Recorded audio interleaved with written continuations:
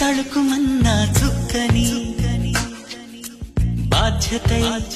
దొరుకుతున్న హక్కుని దేవుడై ఎదుగుతున్న భక్తుని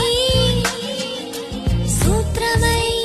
బిరియనున్న సాక్షిని పాతలు కొత్తని ఇప్పుడేమంటారు పోట్లాటలు శాంతిని మరి ఏమంటారు